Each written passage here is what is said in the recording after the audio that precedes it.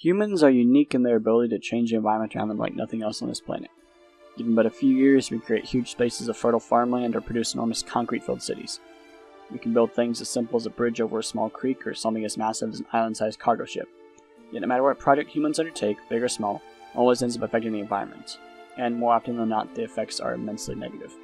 Cities and farmland tear down the local ecosystem in its entirety in order to make room for human habitation, while doing the exact opposite for the various animals that live there. This loss of habitat, combined with the great pressure put on the environment by humans, has led to the extinction of many species of plants and animals, and has put many more on the brink of annihilation. There are other ways that humans have caused the extinction of animals, of course, the arguably most malicious of which is the practice of overhunting. Hunting in itself is natural and helps to moderate a species' population, while actually helping the environment in a few ways. For one, we let scavengers eat excess remains, helping at least a few species of animals along the way. The animal's carcass can help to fertilize the soil, helping plants in the process as well. So, hunting, when done in moderation, is one of the few things we as humans do that is actually helpful for the planet. However, humans seem to have a problem with moderation, as was evidenced by both the dodo bird and the Javan tiger, who each called to extinction by hunters, alongside quite a few other animal species. And while the extinction of a race of animal is terrible enough in itself and cause enough to take action, the consequences on the environment because of the loss of that animal are much worse. Simply put, every animal alive today serves some kind of purpose in the circle of life. When a particular species of animal is killed off, there is nothing to replace the role they played in their environment, and the ecosystem declines as a result. One prominent example of this took place in Yellowstone National Park. In the early 20th century, the wolf population in Yellowstone was hunted down until the population was all but eradicated, leaving no other large predators in the area. The result of this was a dramatic rise in elk populations, and the elk, with no real predator, began to undertake an all-you-can-eat buffet of the park, overgrazing forests and devastating the local ecosystem with their massive population. In fear of Yellowstone eroding and dying off, the Park Service began hunting the elk themselves, and while this slowed the degradation of the park, there was no improvement in sight.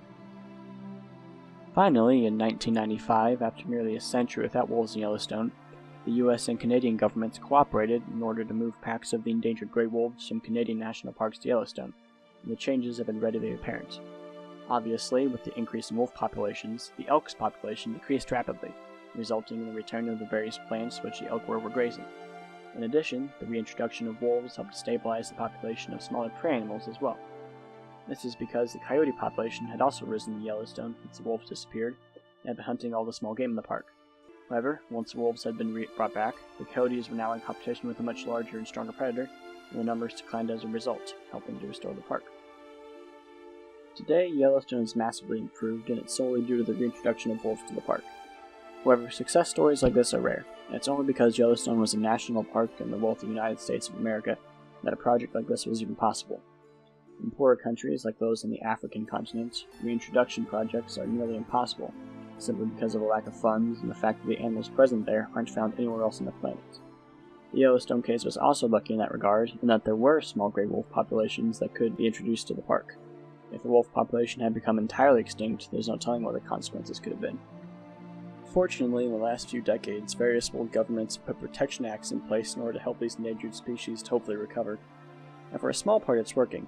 Some endangered species are no longer in danger because of this. That, combined with the helpful nurturing of various groups dedicated to caring for these animals. Thanks to them, species like the gray wolf and even the giant panda have made comebacks and are no longer endangered. However, even with some small victories here and there, the risk of extinction posed at the endangered species in the world is growing larger every day due to further habitat loss and poaching. For every species of animals we help to recover, another couple dozen are pushed ever closer to extinction. Well, why is that? How can we invest so much time and effort into protecting and nurturing these animals and still have them die off? The real reason is that because instead of fixing the root causes of habitat loss and poaching, we as humans are merely trying to slow them down. Animals lose their habitat because of deforestation, so what do? We move them somewhere else where the forests haven't been destroyed yet, instead of preventing this forest from being destroyed in the first place. Poachers hunt near extinct animals in order to sell their tusks and their hide, so we try and stop the poachers, instead of trying to stop the people who are paying the poachers for what they do. These solutions don't work, so what I propose is that instead of finding temporary solutions to these problems, we take a good look at how these problems are coming to pass in the first place and we fix them. Now obviously it's not that easy. Discovering real solutions to the chief problems of habitat loss and poaching will take time and effort, and I myself have no real idea on how to permanently deal with them. But we can't keep pushing these problems to the side. If we continue as we are, more and more endangered animals are going to keep on going extinct, and animals that are common today will soon be no more than distant memory.